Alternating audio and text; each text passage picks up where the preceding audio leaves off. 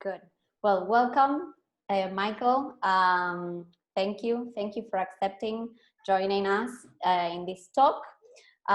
So today we have Michael Genhart. We want to introduce him to everybody. He's a psychologist. He's a licensed clinical psychologist in private practice in San Francisco, Mill Valley, California. And he received his BA in psychology from the University of California, San Diego, and his PhD in clinical and community psychology from the University of Maryland, College Park. And he's the author of several picture books, including Ouch, Moments When Words Are Used in Hurtful Ways, Peanut Butter and Jealous, Mac and Cheese, Cake and Ice Cream, So Many Smarts, I See You, Rainbow, A First Book of Pride, Love is Love, and Accordion, his latest book. So thank you, Michael, for joining us. Yeah, el gusto es mío. And also we have a special guest who is Candelaria Ferrara. She's a Spanish and an English teacher specializing in adult and lifelong learning, a two-time Fulbright scholar in the USA. She works in solidarity education in CLICE NGO, and she's also a teacher trainer for future early childhood English educators in the Sarah Eccleston Teacher Training College here in Buenos Aires, Argentina. Thank you, Cande, as well. I'm very happy to be here with you all today. Should I start? Do you introduce yourself? Yes. No. Okay. So, Michael, we wanted to ask you first, as a clinical psychologist, how did you become interested in writing children's books, and which topics concerned you and why? Well, you know, I think I know I started becoming interested in picture books more as a dad than a clinical psychologist. My husband and I have been together almost 34 years, and we adopted a baby at birth, and Gabby now is almost 25 years old. And so, of course, as parents, we read to her a lot and read lots of picture books to her. And so I think I started writing because I was, of course, used to reading picture books to her. But as she grew older, I sort of missed that time when she was a little girl and I got to read to her. Anyway, when she started applying for college, when she was in high school, I knew that she would be leaving soon and that I would have more time, even though I have a full-time clinical practice.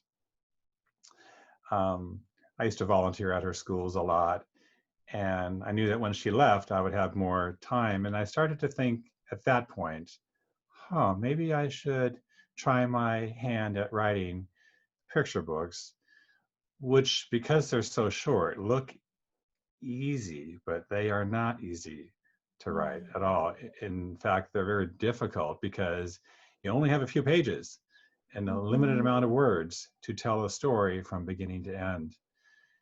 And so my inspiration, again, first and foremost, was as a dad.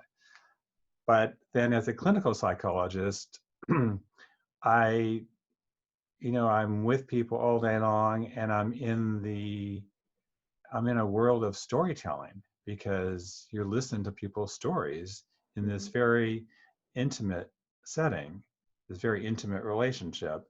And so I hear stories all day long, kids, teenagers, and adults. And so when I decided that I wanted to start writing picture books, I started to listen more carefully to themes that kept repeating in the stories that people were telling. And so for kids, for example, I wanted to address a larger audience. And so when I heard a theme that kept repeating, I thought, well, this is something that could probably benefit lots of kids.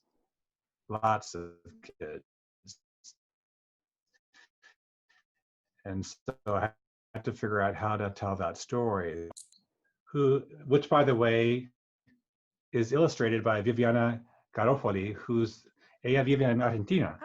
Oh, Ella es de Buenos Aires. we have to get her. Yeah. Yeah, Yeah. absolutely. She's wonderful. She's really wonderful.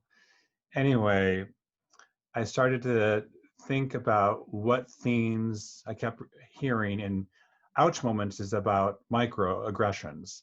I don't know if you're familiar with that term.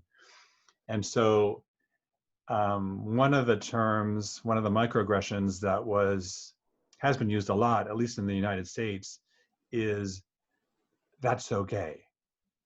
And it's an expression that people use when they don't like something, like, oh, we're having soup for dinner. Ugh, that's so gay.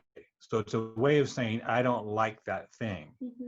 But of course, if you use that phrase, you're also insulting the queer community, right? All in one phrase, right? We have something, it happens as well here, but it happens only when it's for boys, maybe, when they show more like a sensible or affectionate emotion. Or when they like something that it's maybe more related to femininity side, for example. Yeah. Yes, my nephews, they live in Maryland, and the older says to the youngest, "You are so gay," all the time whenever he expresses himself. That's true. So that's a little different because they're sort of teasing him for being gay. So his brother might say, "You're so gay," but a microaggression would be "that's so gay," which is different because you're saying, I don't like this other thing, like I don't want soup for dinner in that example. But when you say "that's so gay" about something you don't like, you're also insulting the gay community. Another example is in English, "Oh, you're so lame." Now, lame in English means like you're stupid, but lame is also a word that is connected to the disability community. And so when you say "that's so lame" about something you don't like, you're also dismissing the disability community. And so a microaggression is a thing that kids and grown-ups might say without necessarily knowing that they have insulted somebody, right? But they have, because a kid who might have, two dads or two moms, or a kid who might be gay would certainly be offended if they heard "that's so gay," right? Anyway, so to go back to your question, I started to hear more about microaggressions and kids complaining about it. And so I thought that would be a good first book because, as I said before, it's a topic that I think would help a wider audience. And similarly, the next book called So Many Smarts, I just happen to have a few copies here. Good. So Many Smarts came out of kids thinking that they were dumb if they weren't very good readers or very good at math, because schools emphasize, at least here, math and English a lot. And so if a kid doesn't feel very skilled in those areas, they can feel dumb and don't recognize, not only is that not true, but there are all kinds of smarts, like people smarts and music smarts and body smarts, and who you are as a person is a unique package of smarts. And so when I kept hearing that theme, I thought, well, there's another book that would be helpful to, lots of kids. And then I kept hearing themes that about issues kids were having in their friendships. So the friendship series came out of that. So you don't mind if I do a little show and tell? No. Mac and I G's. love this. Yes. Mac and G's Being Real is what it's all about. Is the story of a kid who's trying too hard to be someone who he's not. right? He's trying to be in this story, the big cheese, which means I'm trying to be super popular. But he was, again, being someone that he really wasn't. And so his friend was saying, hey, just be yourself. People like you for who you are, right? And then in the same series, Cake and Ice Cream, or Ice Cream, being bossy is what it's all about.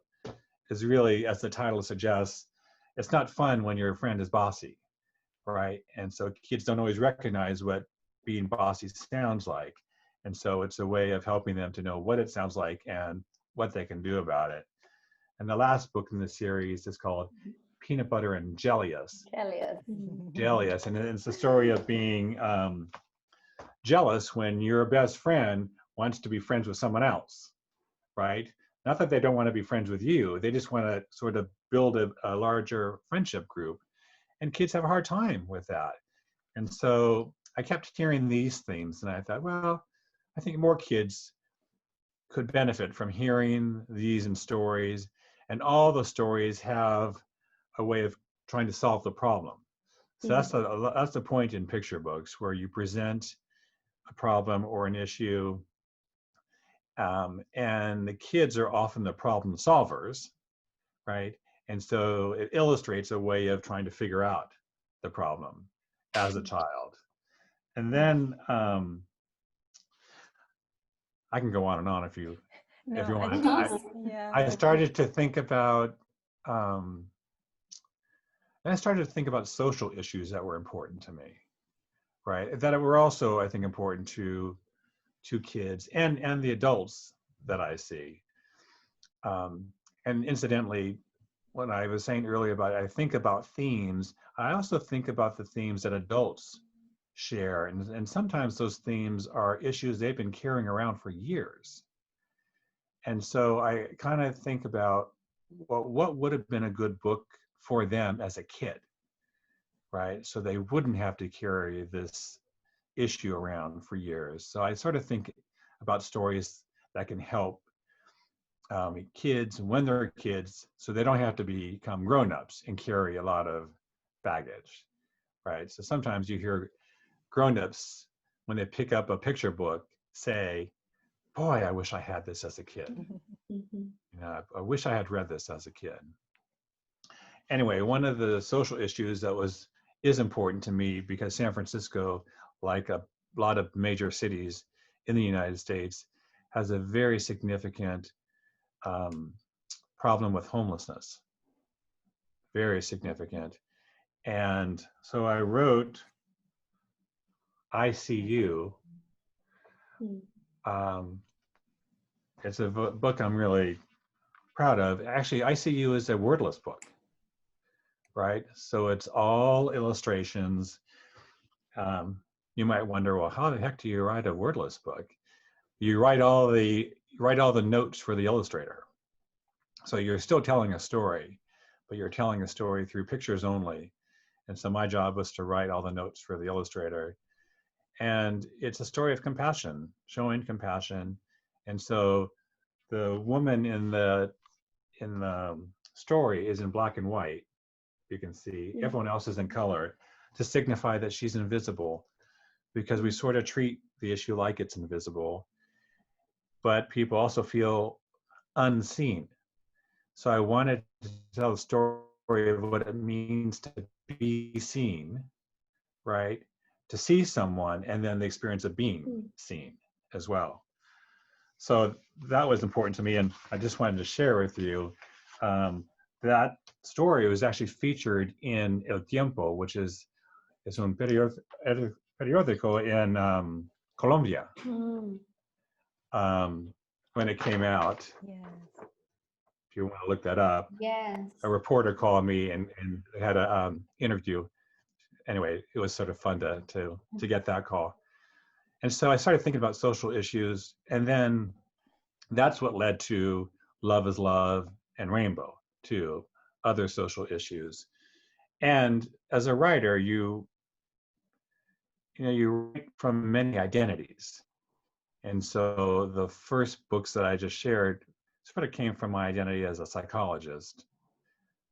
And then Love is Love and Rainbow also as a dad, a gay dad, right?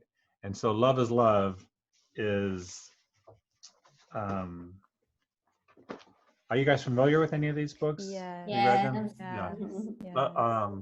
Is a story of a little boy who has two dads, and he's being teased for wearing a t-shirt that other kids think is too gay. And they're also teasing him for having two dads. And he has a best friend, a little girl who has a mom and a dad. And in their conversation, they discover, well, our families are pretty similar, right? They're more alike than they are different.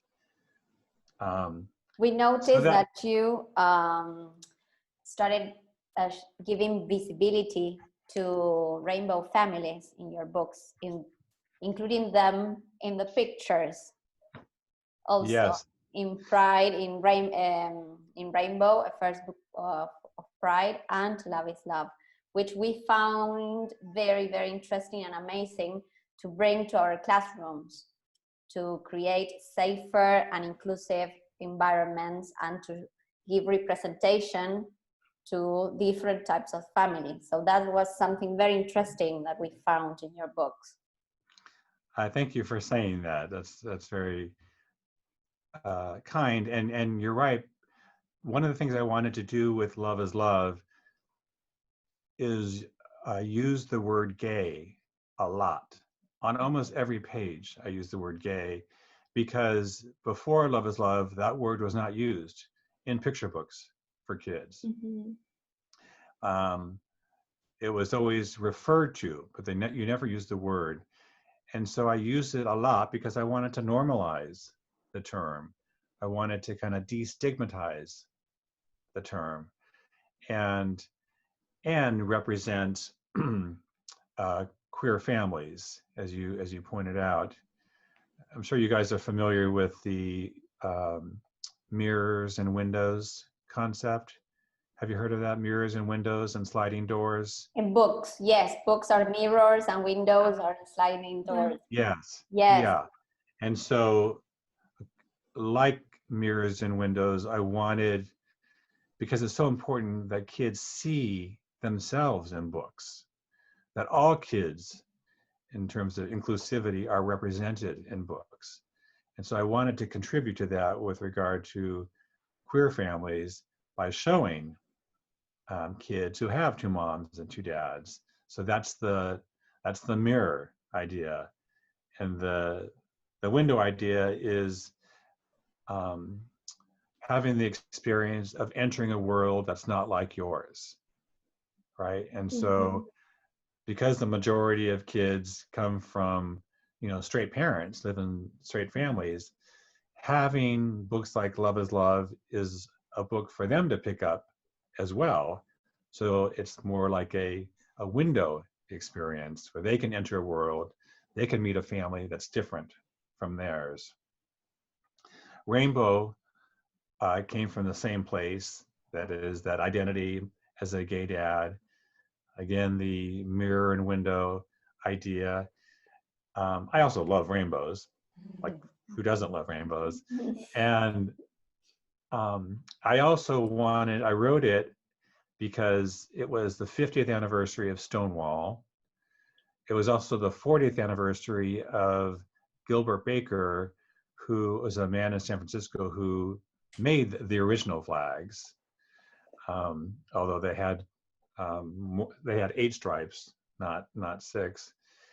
And I wanted to introduce rainbow families in every spread. So at every page turn, there's 2 moms and 2 dads, again, reflecting queer families and introducing to kids who maybe haven't known a queer family, introducing them to queer families. But I also chose a subtitled A First Book of Pride to play on the word pride, but also to help kids, especially kids from queer families, feel proud, right, of who they are, but also to help kids, any child, think about, well, what are the things that make me feel proud of who I am? So I just sort of wanted to play with that word. And then another identity is what led me to my latest book, Accordionly, which was super, super fun. Accordionly. Yes, there it is. Yeah. So I don't know if you know that book, but it's the story of a little boy who brings the two cultures of his family together through the music of the accordion, and with the help of his two grandfathers, Abuelo and Opa, who both play the accordion. The story was inspired by my father. I don't know if you can see this. Oh, Yeah. He's the boy holding the accordion. Yeah. Wow. So he's standing next to his brother and in front of his parents. My grandparents were both born in Switzerland. And so they immigrated to the US, and my father and his brother were born in Los Angeles. The accordion is a very popular instrument in Swiss German culture. And here's a picture of my mom and her sister and her parents. So my mom is Mexican American. She's the older of the two girls. And this was taken a year after the other picture I showed you. Anyway, the accordion is a very popular instrument in Mexican culture. So you have ranchera music and you have polka music. Anyway, when I was a boy, my father, of course, continued to play the accordion, which I loved. It's a weird instrument, but it has a fun sound to it. And whenever my grandparents came to our house, and they didn't speak each other's languages, right? My mom's parents spoke Spanish, and my dad's parents spoke Swiss German. They spoke some English, so they could communicate a bit in English. But whenever my dad played the accordion, the house just filled with music because they both related to ranchera music and polka music, and it was very festive. So I thought, oh, one day I'm going to write that story. I wasn't sure how to write it, and I kind of played with it, and I thought, oh, what if I called it Accordionly, which is sort of fun to say. Yeah, there's a pun there. A pun, Yes. yeah, a pun on Yeah. words. And so anyway, I thought, especially in the US, there are so many kids that come from families they have multiple cultures. So a lot of mixed race, mixed cultures. And back to my clinical work, and actually sometimes I felt this way as a boy, you sometimes feel like you're not enough of either one when you're mixed, which is sort of sad. Like I'm not brown enough to be, Mexican American, right? Or my Spanish is not great, so you sort of feel less than. And I thought, that's terrible to feel that way. So I wanted to write a story for kids that helps you embrace all the richness of all the cultures that make you who you are. So it's about the opposite, celebrate all the cultures. And so I hope that comes through with Accordionly. So that was my goal, and that was my inspiration for that. Celebrating cultures and all the colors of the rainbow too. Yeah, that's right. That's right. And in a way, you are also teaching empathy through your books, through the mirrors and talking about different cultures and different families. So that's lovely. Yeah. That's and excluded people. Yes, the people that are excluded. Yes. Yes, I find your book super educational, and I think we could work with your books at schools and at homes, teaching so many topics, and especially these that relate to us as human beings. Yes, they are. Well, I appreciate that. Thank you very much. And I do think about empathy a lot, especially with regard to what we were saying before about the windows idea, where you're exposed to worlds that are not like your own, right? And sometimes for the very first time through books, right? And so when you're exposed to a world that's not like one that you live in, and you relate because there are other kids in these books. I mean, you may not relate to the culture or the problem, but you may relate because you're a kid reading a book about another child. You start to plant the seeds of empathy, right?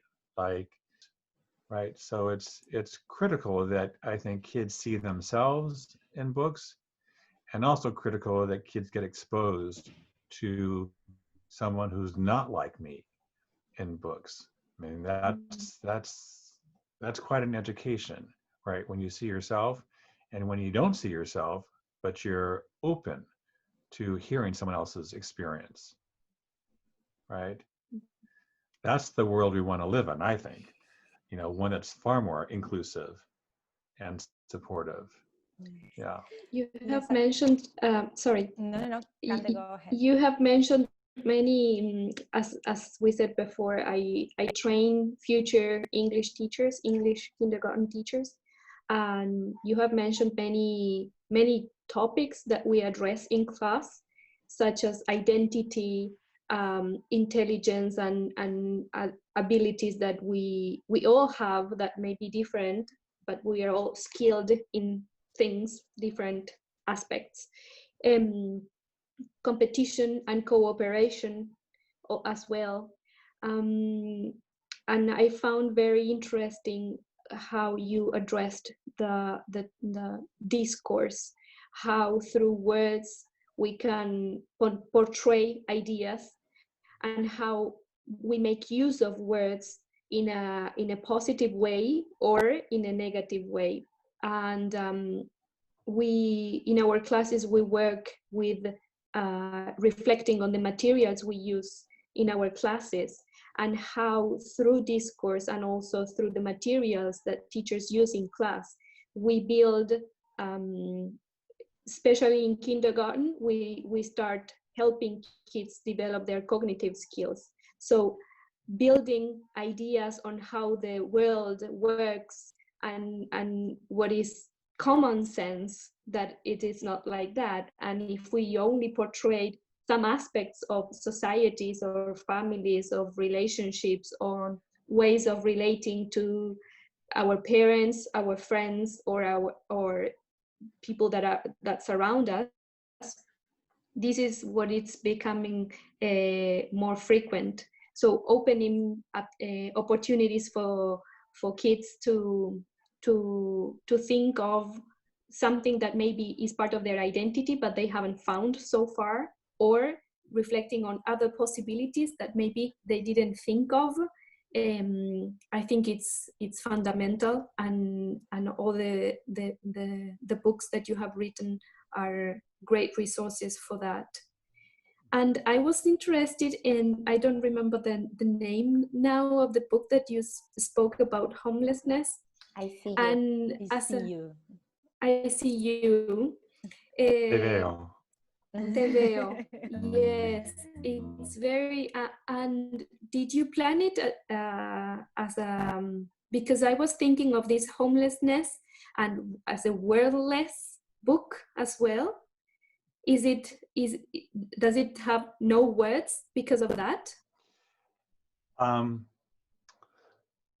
When I was sharing my different books, the one thing I didn't mention was I also wanted to kind of play with different styles of writing picture books. So for example, So Many Smarts is written in rhyme.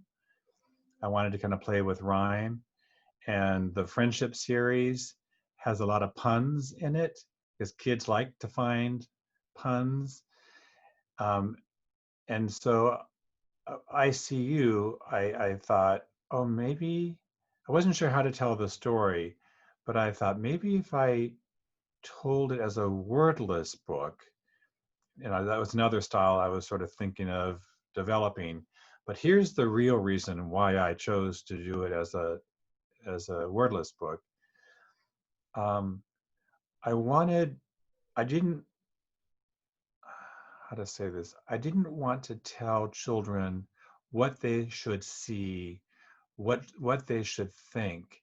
I wanted to present a story in pictures so they could tell their own story. You know, tell me what you see and what's happening. So they could create their own narrative about what's going on here just from the pictures, because that's how the world works a lot. We're out and about and we're observing a lot. You're not hearing people's conversations, or you don't know someone's insides.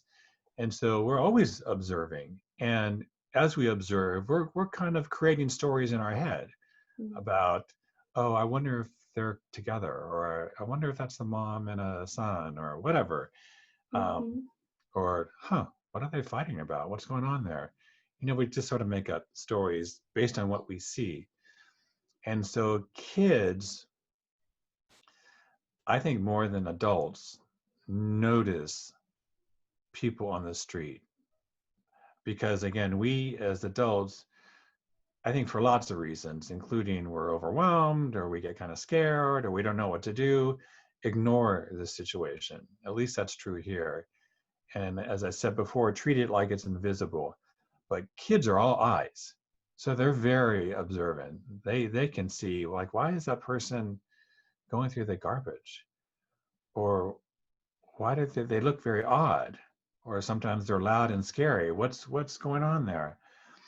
And so I wanted kids in this wordless book to share their stories about what they see. Now, there is an actual story because it follows this woman throughout a calendar year, right? Starting in the spring, ending in the winter. And it is a story of compassion, because ultimately the little boy with his parents by his side give this woman a blanket, right? His favorite blanket, as an act of compassion. And that's when she turns from black and white into color, right? Because I wanted to capture the experience of being seen, him seeing her, but her experience of being seen. Again, all without words. And so, again, I'm hoping that is captured and that kids get that. So I hear from teachers all the time, actually, who write to me, who love that it's wordless, for the reason I was hoping, because they then become listeners, right? Listening to what kids have to say based on what they see, and then the conclusions that they reach, which are often lovely, right? It's such an universal topic, an issue, homelessness around the world. So it's, without words, it's even more universal. Every kid in any language can read it aloud and tell their story, what they see. So that's amazing. Yeah, that's exactly right. And so and the illustrators, by the way, in all these books, with picture books, the illustrators tell half the story. And Joanne, who illustrated that book, is so talented, right? She took my words, my notes to her, and just ran with it. She was just so creative. So I thank her so much for for what she did. All the illustrators really, but she's super talented. And you're right, it has universal appeal because it's not in words, and it's not in any one language. Mm-hmm. Yes. Yeah. And we wanted to ask you your opinion. What's the role of educators and education? What role should education play in the development of societies that are free of prejudice, or more empathic, or in this road also to represent more people in our classrooms? What's your opinion on that? Well, I have the highest regard for teachers, especially teachers of young children, for many, many reasons. because I think you're on the front line, if you're familiar with that term. That means you're incredibly important, the role that you play in the development of children, their psychosocial development. You were saying earlier, you were talking earlier about conversations that you have in the classroom with kindergartners, right? So very young children, introduced to these books, all kinds of books about various topics, some of which are not so easy to talk about, really, where books hopefully start to facilitate conversations with young children. So I think the role that teachers of young children play is so pivotal, because you're modeling just simply by having conversations about topics, from jealousy and friendship to homelessness to rainbow families, and all these other beautiful picture books that are out there. To bring those to a classroom conversation, right? Here you are as an adult modeling for kids. All right, here's today's topic that we're going to talk about.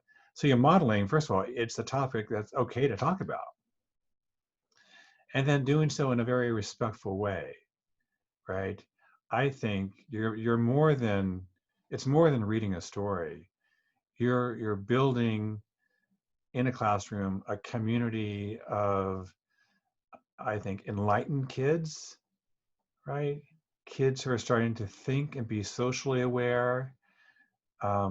Socially, I mean themselves, their friends, their community, the bigger world, the planet, at a very, very young age. So you're modeling for them how important it is to have these conversations, how to have the conversations, making room for lots of opinions, sharing their own voices, and then listening to their friends and what their opinions are, drawing conclusions together.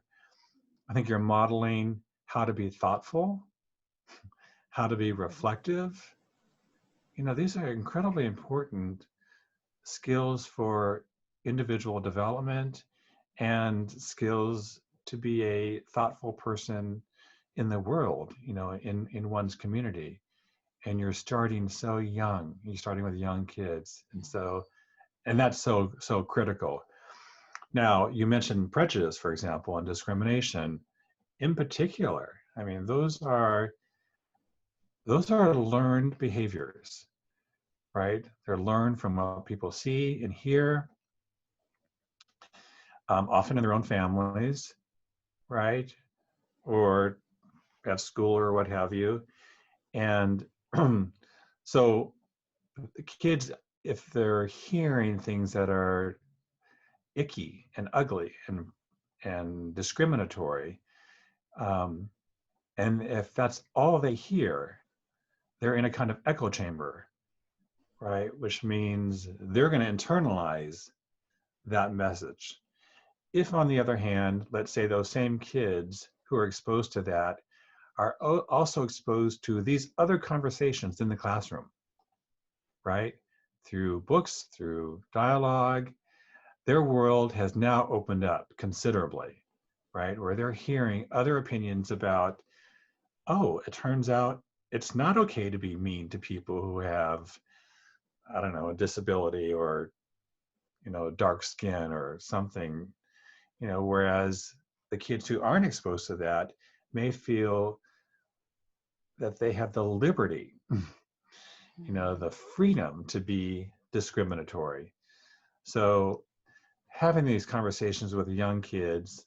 And the privilege as well. Or the privilege. Privilege. Yeah, like how ugly is that? But to be kind of blind, because privilege is something that often you're blind to or deaf to.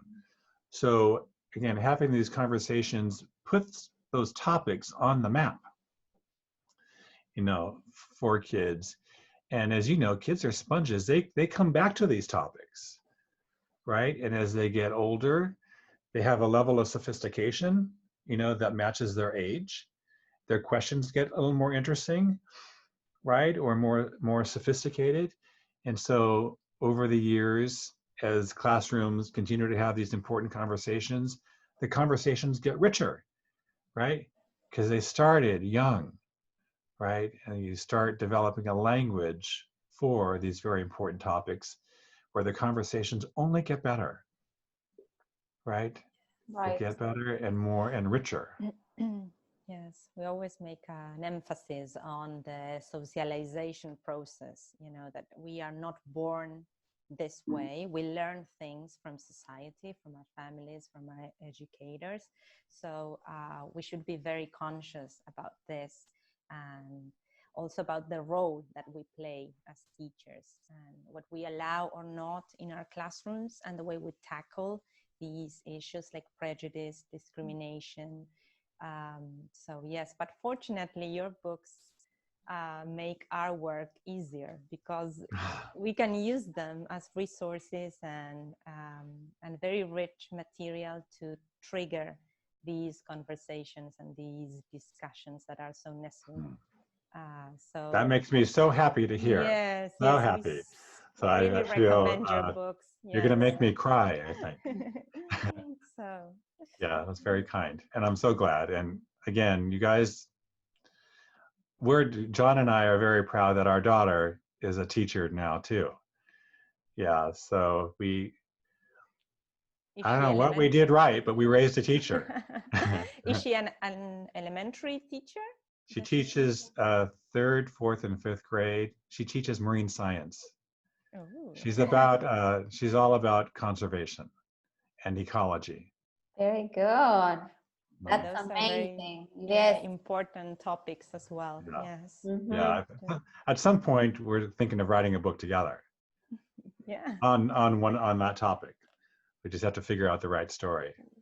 That would be great, to teach about nature and taking care of our environment. That would be great. But I guess I brought that up because we're so proud that we raised a teacher. really, because of the important work that you do, the hard work that you do, and just how important it is. Yeah. Thank you. Thanks a lot. Yes, and we tried to, as Romy said, to bring literature and books to our classrooms, and to share it with fellow teachers like Candelaria, so then she can bring it to her classrooms as well. I have 2 books coming out next year I thought I would share with you because they sort of touch on the topics that we're talking about. The first one I think to come out is called They're So Flamboyant. Now, flamboyant in do you know the word flamboyant? Yes. Okay. Well, flamboyant in the United States means not just, you're so out there, but it's a word that's often used as a put down for gay. You might hear, oh man, he's so flamboyant, like he's such a fag, he's so queer. So it's a put down. So I wanted to use that word on purpose, right? And then I learned that this is so funny, but a group of flamingos is called a flamboyance of flamingos. I didn't know that. Lots of groups of birds have funny names for them. As I did more research, I couldn't believe how it's sort of weird, but they're funny. And so the book is about a group of flamingos that flies into town. They're really pink, they're really pretty, they're really proud. Think of RuPaul, like, so a bunch of flamingos, but they fly into town, and the town that's made up of other bird groups is not so happy, right? And so their feathers get ruffled, if you will. Anyway, it's a fun story, But the point here is, it's the story of how we develop biases and prejudices based on appearance only, right? Because they don't know these new birds. And there's a really special twist at the end that I can't give away, but no. it's really about helping kids. Wait. It's about helping kids see, we form judgments early just based on how someone looks, or maybe how they sound, and how not okay that is. And so the twist at the end helps kids see, oh, gosh, maybe I do that, and maybe start to question, maybe that's not okay to do, or you form judgments about someone. We all do this, by the way, just based on appearance. So I hope that's a useful book to begin conversations like what you're saying you have in the classroom about discrimination and about prejudice and about bias, and where it begins, right? It begins with what we hear other people say about pink or whatever the situation is, and based on what you see and whatever prejudgments, that you form, again, just based on appearance. And the other book, which I love, is called May Your Life Be Delicious. And it's a story of una abuela and su nieta, and she's teaching her granddaughter how to make tamales. But it's not just about that. If you've ever made tamales, and in Mexican culture, you make tamales on Christmas Eve day, right? And so all the women, and it's always women, come together in the kitchen all day long making tamales. I was only boy every year in the middle of the sea of women making tamales. But it's also a time when a lot of storytelling happens, right? Because you're listening to music and dancing and you're sharing stories, and multiple generations are in the kitchen at the same time, right? Because it's Christmas Eve day, and it's a tradition. And so it's also about oral history and storytelling and passing stories from one generation to the next. So I wanted to tell a story about all of that, right? An abuela, her granddaughter making tamales, but every step along the way, the abuela imparts a bit of wisdom about life, right? So for example, you start with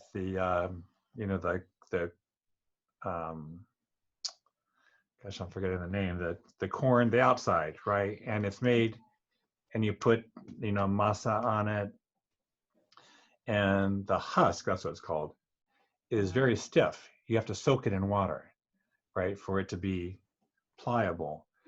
And so the grandmother, for example, says, like the husks, and there's a lot of Spanish in this book, by the way,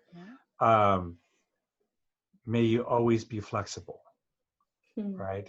The masa is made out of corn, and like a cornstalk, may you always stand tall and proud.